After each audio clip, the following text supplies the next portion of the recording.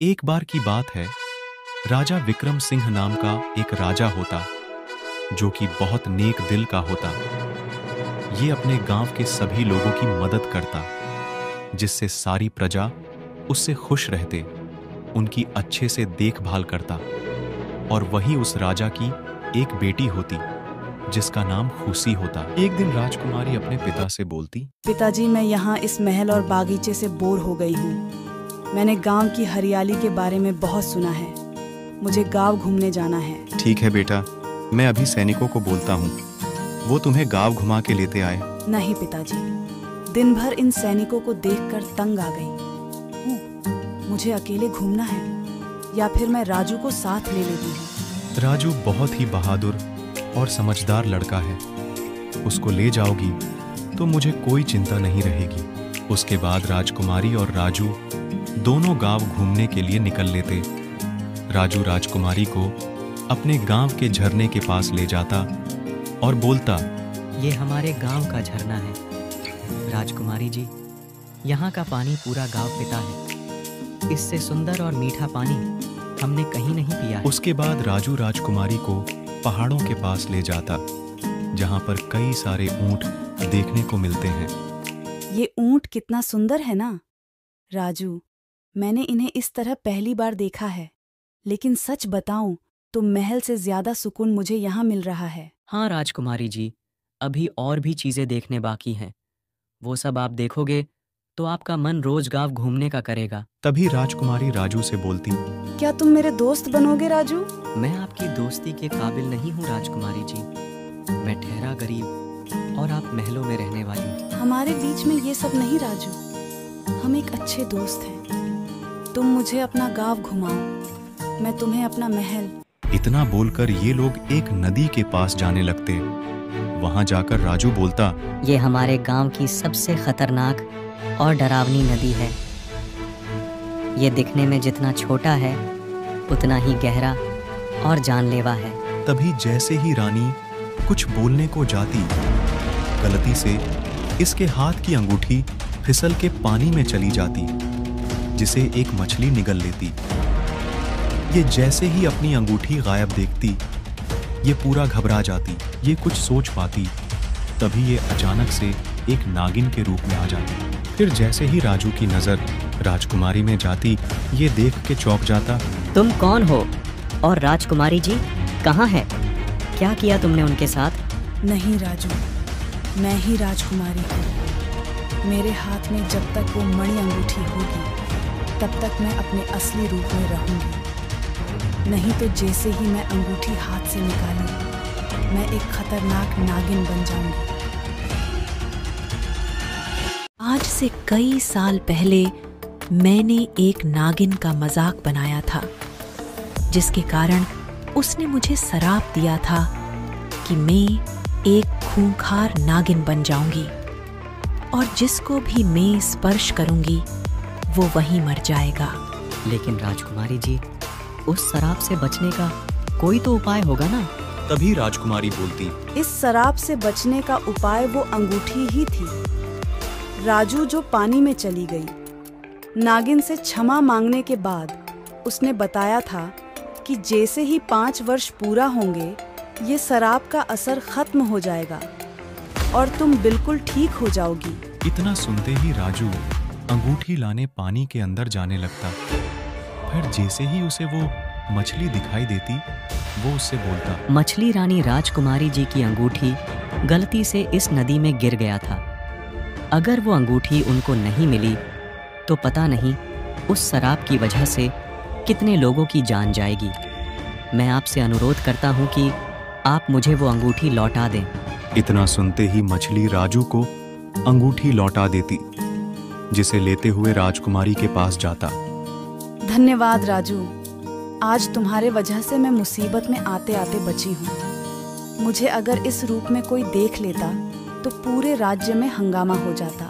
फिर जैसे ही राजकुमारी अंगूठी पहनती, ये वापस से अपने असली रूप में आ जाती और दोनों यहाँ से जाने लगते।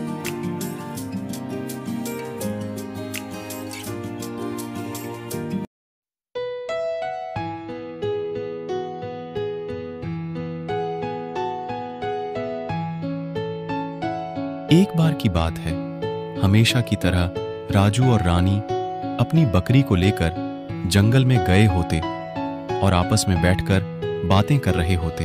रानी, हमारी बकरी हमारे गांव के सबसे फुर्तीली बकरी है। ये हमेशा खेलते कूदती रहती है और हमारी बात भी अच्छे से सुनती और समझती है। ये हम दोनों से इतना प्यार करती है कि इसके पास से अगर हट जाओ तो बेचैन होकर हमें खोजने लगती है। और ये हमारी आवाज हल्का सा भी कहीं सुन ले तो ये कहीं भी हो भागे हमारे पास चली आती है। कितनी प्यारी है ना हमारी बकरी। ये लोग आपस में बात कर ही रहे होते हैं कि इनके सामने कुछ अजीब सा होता और वह पर एक आम आता जो कि बहुत ही चमकीला और नायाब होता। रानी, ये यहाँ पर क्या हुआ? और ये इतना चमकीला आम यहाँ कैसे आ गया?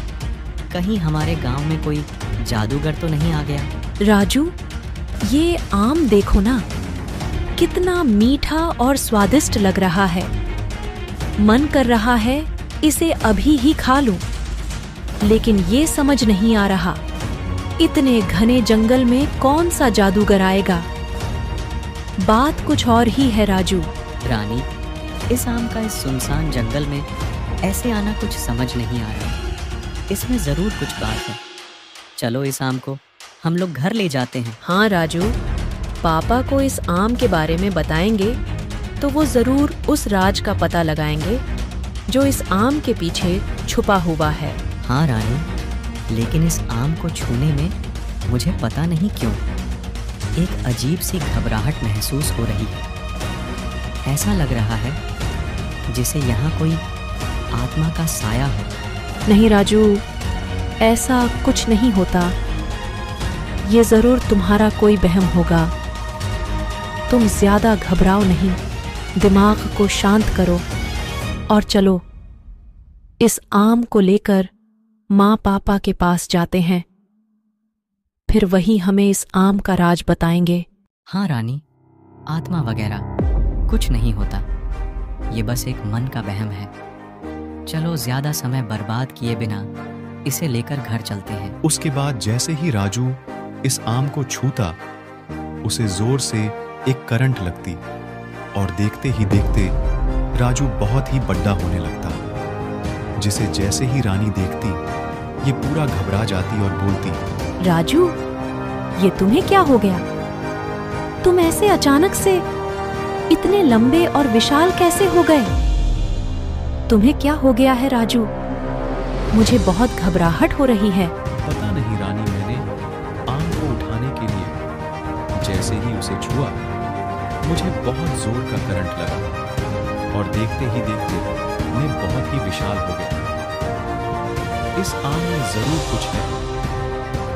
रानी, मुझे पहले से ही कुछ ठीक नहीं लग रहा था। हाँ राजू, इस आम में जरूर कोई बुरी शक्ति है। इसका अचानक से बीच जंगल में इस तरह आना और तुम्हें आत्माओं के आहट का आभास होना हमें पहले ही समझ जाना चाहिए था।